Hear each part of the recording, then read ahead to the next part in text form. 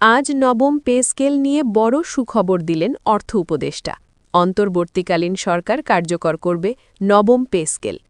আরও বিস্তারিত থাকছে পুরো ভিডিওতে। আসসালামু আলাইকুম। আপনি যদি একজন সরকারি চাকরিজীবী হয়ে থাকেন তাহলে সবার আগে নবম পে স্কেলের আপডেট পেতে আমাদের এই চ্যানেলটি সাবস্ক্রাইব করে ভিডিওতে লাইক করে দিন।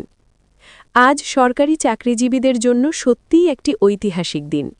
নবম পে স্কেল নিয়ে যে অনিশ্চয়তা, দুশ্চিন্তা ও দীর্ঘদিনের অপেক্ষা ছিল তার অবসান ঘটাতে আজ বড় সুখবর দিয়েছেন অর্থ উপদেষ্টা। তিনি জানিয়েছেন, নবম পে স্কেল কোনো রাজনৈতিক প্রতিশ্রুতি নয়, বরং সরকারি চাকরিজীবীদের ন্যায্য অধিকার, যা অন্তর্বর্তীকালীন সরকার কার্যকর করবে। অর্থ উপদেষ্টা বলেন, সরকার নির্বাচনকে ভিত্তি করে নয়, দায়িত্ববোধ থেকে এই সিদ্ধান্ত নিচ্ছে। সরকারি কর্মচারীরা দেশের প্রশাসনিক কাঠামোর মূল চালিকা শক্তি। তাদের আর্থিক নিরাপত্তা নিশ্চিত না হলে রাষ্ট্রযন্ত্র শক্তিশালী হতে পারে না। এই উপলব্ধি থেকেই দ্রুত পদক্ষেপ নেওয়া হয়েছে। আজ যমুনায় প্রায় ৭০ জন সচিবের সঙ্গে এক জরুরি বৈঠক শেষে এই ঘোষণা দেন অর্থ উপদেষ্টা।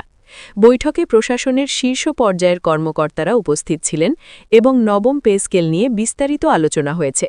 কোন গ্রেডে কিভাবে পরিবর্তন আসবে, কারা কি সুবিধা পাবেন, সব বিষয় গুরুত্ব সহকারে বিশ্লেষণ করা হয়েছে। তিনি আরও বলেন, আন্দোলনকারীদের উদ্দেশ্য করে সরকার স্পষ্টভাবে জানিয়েছে, আন্দোলন বন্ধ করুন। সরকারের লক্ষ্য কর্মচারীদের কল্যাণ, আর্থিক স্বস্তি এবং মর্যাদা নিশ্চিত করা। নবম পে স্কেল কার্যকর হলে সরকারি চাকরিজীবীদের জীবনমান উন্নত হবে, কাজের প্রতি মনোযোগ বাড়বে এবং দীর্ঘমেয়াদী আর্থিক নিরাপত্তা নিশ্চিত হবে। নতুন বেতন কাঠামোর প্রধান বৈশিষ্ট্য হল এটি গ্রেড ভিত্তিক, অর্থাৎ পদ ও দায়িত্ব অনুযায়ী বেতন ধাপে ধাপে বৃদ্ধি পাবে।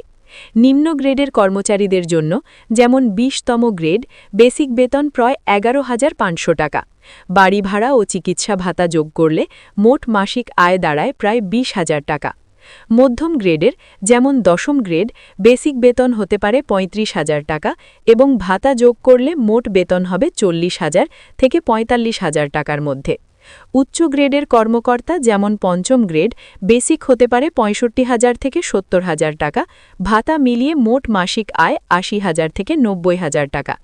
সর্বোচ্চ গ্রেড, প্রথম গ্রেডের সচিব বা সমমর্যাদার কর্মকর্তা, বেসিক হতে পারে ১,২০,০০০ থেকে ১,৬০,০০০ টাকা এবং ভাতা ও অন্যান্য সুবিধা মিলিয়ে মোট আয় অনেক বেশি হবে। এই কাঠামোর মূল লক্ষ্য হল নিম্ন ও মধ্যম গ্রেডের কর্মচারীরাই সবচেয়ে বেশি সুবিধা পাবেন, কারণ তাদের বেসিক বৃদ্ধি তুলনামূলকভাবে বেশি রাখা হয়েছে, যা তাদের দৈনন্দিন জীবনে স্পষ্ট প্রভাব ফেলবে। নবম পে স্কেলের সঙ্গে যুক্ত আরেকটি গুরুত্বপূর্ণ বিষয় হল পেনশন ও প্রস্তাবিত অবসর ভাতা। ইতোমধ্যে সরকার জানিয়েছে, যেসব কর্মকর্তা অবসরে যাচ্ছেন বা ভবিষ্যতে অবসর গ্রহণ করবেন তাদের জন্য নতুন কাঠামো অনুযায়ী পেনশন ও ভাতা পুনর্গণনা করা হবে। এর ফলে দীর্ঘদিন কাজ করা সরকারি কর্মচারীরাও তাদের অবসরের পর আর্থিক নিরাপত্তা নিশ্চিতভাবে উপভোগ করতে পারবেন। এছাড়া সরকারি চাকরিজীবীবার ভাতার কাঠামো নতুনভাবে সাজানো হয়েছে। বিশেষ ভাতা, যেমন বাড়ি ভাড়া, চিকিৎসা ও পারিবারিক ভাতা প্রতিটি গ্রেডে সুনির্দিষ্টভাবে বৃদ্ধি পাবে, অর্থাৎ শুধু বেসিক বেতন নয়, ভাতা ও অন্যান্য সুবিধাও বাস্তবসম্মতভাবে বৃদ্ধি পাচ্ছে।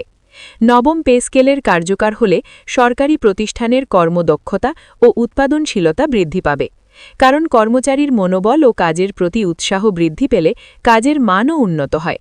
এই সিদ্ধান্ত দেশের প্রশাসনিক কাঠামোর স্থিতিশীলতা এবং দীর্ঘমেয়াদী উন্নয়নের জন্য গুরুত্বপূর্ণ ধাপ হিসাবে বিবেচিত হচ্ছে।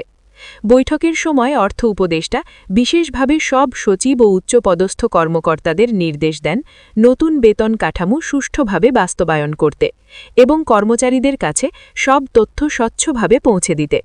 তিনি বলেন, সরকারি চাকরিজীবী যদি আর্থিকভাবে সচ্ছল ও মানসিকভাবে সুরক্ষিত থাকে তাহলে তারা দেশের উন্নয়নে আরও বেশি অবদান রাখতে পারবেন। নবম পে স্কেল বাস্তবায়নের ফলে কর্মচারীরা দীর্ঘমেয়াদী পরিকল্পনা করতে সক্ষম হবেন, যেমন শিক্ষার সুযোগ, পারিবারিক স্বাস্থ্যসেবা এবং বাড়ির ঋণ বা অন্যান্য আর্থিক দায়বোধ পরিচালনা করা অনেক সহজ হবে। এটি শুধুমাত্র বেতন বৃদ্ধি নয়, বরং একটি পূর্ণাঙ্গ আর্থিক নিরাপত্তার প্রতিশ্রুতি।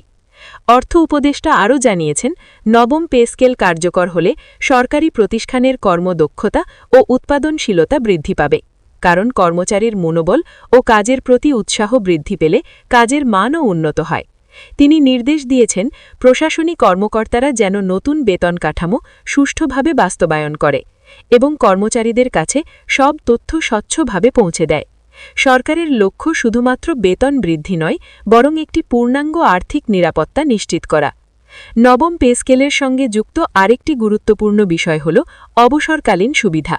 পেনশন ও প্রস্তাবিত ভাতা নতুন কাঠামো অনুযায়ী পুনর্গণনা করা হবে। এর ফলে দীর্ঘদিন কাজ করা সরকারি কর্মচারীরাও তাদের অবসরের পর আর্থিক স্বাচ্ছল্যতা উপভোগ করতে পারবেন। নতুন কাঠামো অনুযায়ী নিম্ন ও মধ্যম গ্রেডের কর্মচারীরাই সবচেয়ে বেশি সুবিধা পাবেন, কারণ তাদের বেসিক বৃদ্ধি তুলনামূলকভাবে বেশি রাখা হয়েছে, যা তাদের দৈনন্দিন জীবনে স্পষ্ট প্রভাব ফেলবে। এছাড়া সরকারি চাকরিজীবীদের ভাতার কাঠামোও নতুনভাবে সাজানো হয়েছে। বিশেষ ভাতা যেমন বাড়ি ভাড়া, চিকিৎসা ও পারিবারিক ভাতা প্রতিটি গ্রেডে সুনির্দিষ্টভাবে বৃদ্ধি পাচ্ছে।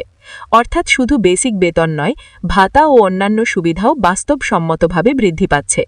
নবম পে স্কেলের বাস্তবায়নের সঙ্গে সরকারের লক্ষ্য শুধুমাত্র বেতন বৃদ্ধি নয়, বরং একটি পূর্ণাঙ্গ আর্থিক নিরাপত্তা নিশ্চিত করা।